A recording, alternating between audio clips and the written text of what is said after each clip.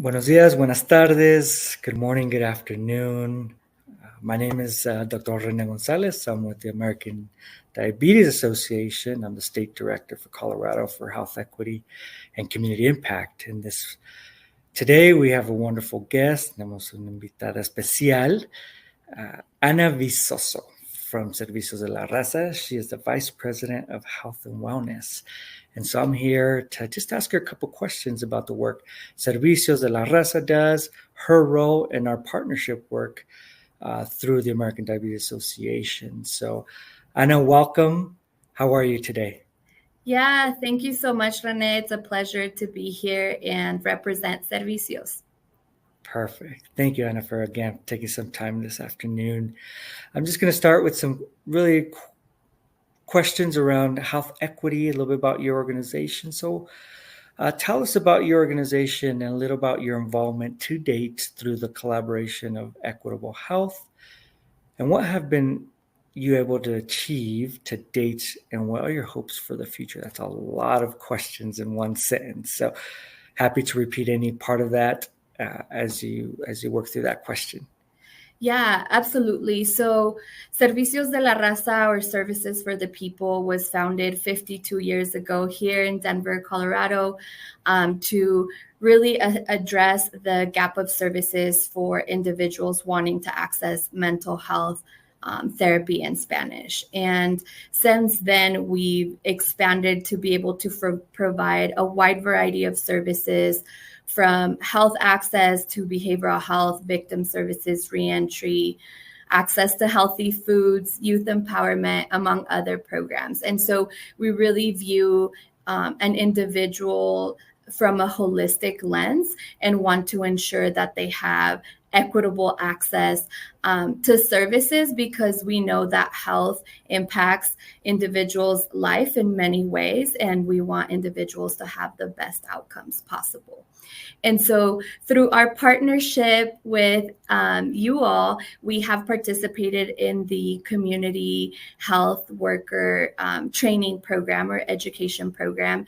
And that was something that we felt was extremely important and needed amongst our staff and our community members.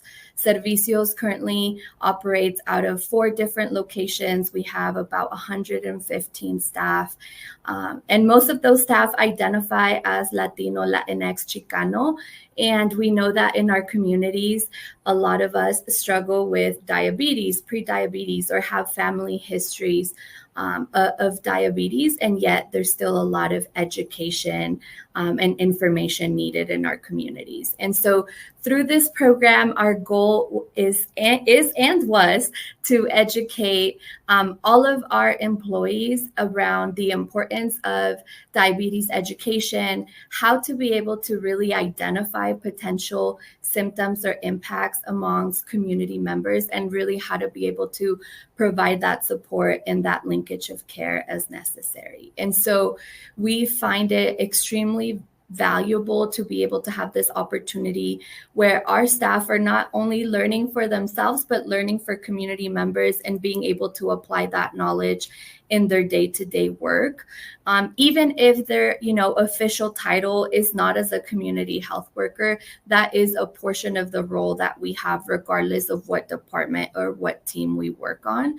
And so our goal is to truly be able to continue to support our community members, having the education and knowledge to be able to connect them to resources.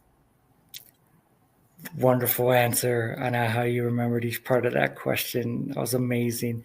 But you do provide a vital service in the Denver metro community. Obviously, through this program, as we say in Espanol, corre la voz, right? You train to train, while you share it with community, you share it with your staff so they can share it with others as well. So thank you for being a vital partner with that community health worker program model. I'm going to switch over to a question, a very common question. We talk about health equity, but we're going to do it in Espanol this time. So, ¿qué es la equidad en salud y por qué es importante?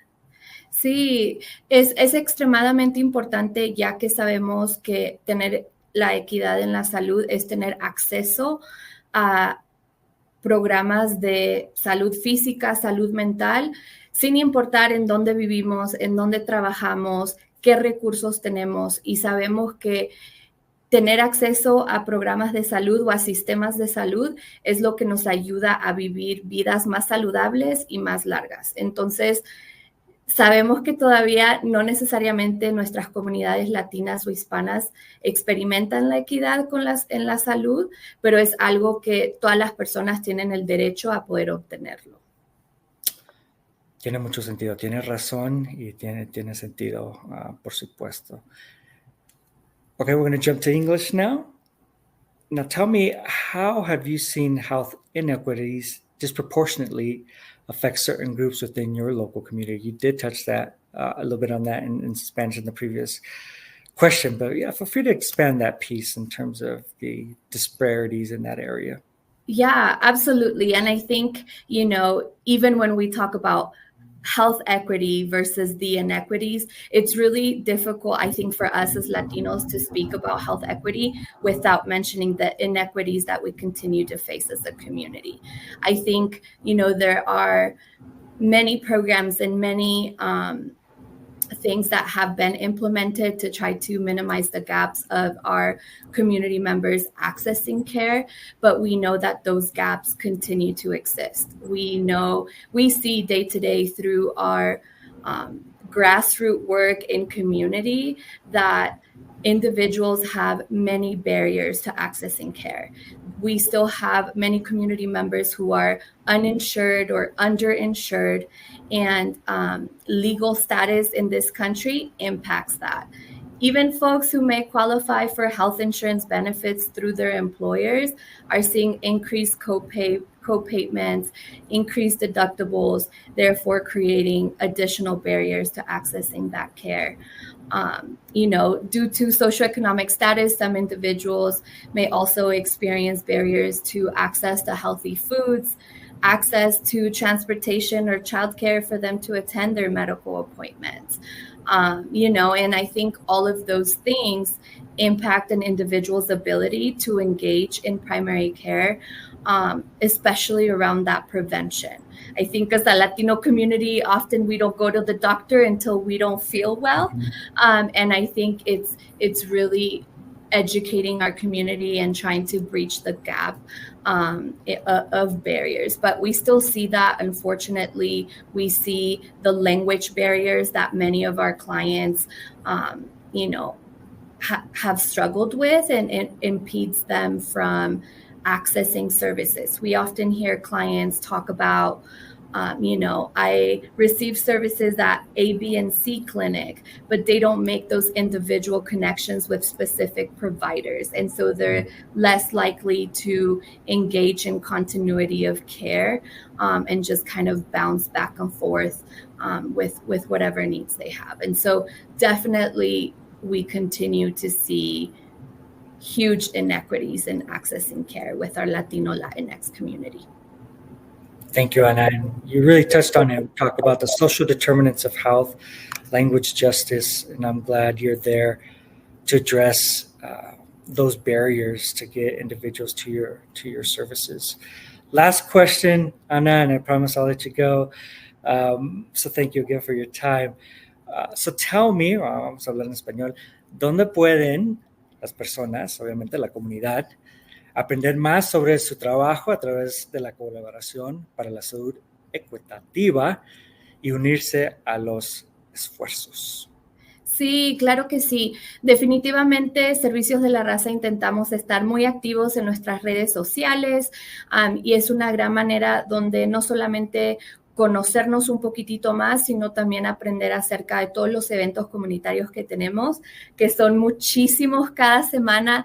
Tenemos varios eventos relacionados con la salud que van a estar pasando en estos meses de verano. Entonces, realmente siempre tenemos oportunidades para que la comunidad pueda recibir servicios gratuitos, ya sean en nuestras oficinas o en los eventos que tenemos en lugares comunitarios, y también en nuestra página web tenemos toda la información acerca de todos nuestros programas y sistemas. Esta colaboración que tenemos con ustedes y el trabajo que estamos haciendo es algo que realmente estamos involucrando en todos nuestros programas para que todas las personas tengan ese conocimiento. Así que es algo que se pueden comunicar con nosotros y absolutamente les podemos dar más información. Muchísimas gracias, Ana, y gracias de nuevo por ser un socio, ¿verdad?, con nosotros y seguir con este trabajo. Gracias de nuevo, Ana. Muchas gracias, es un placer.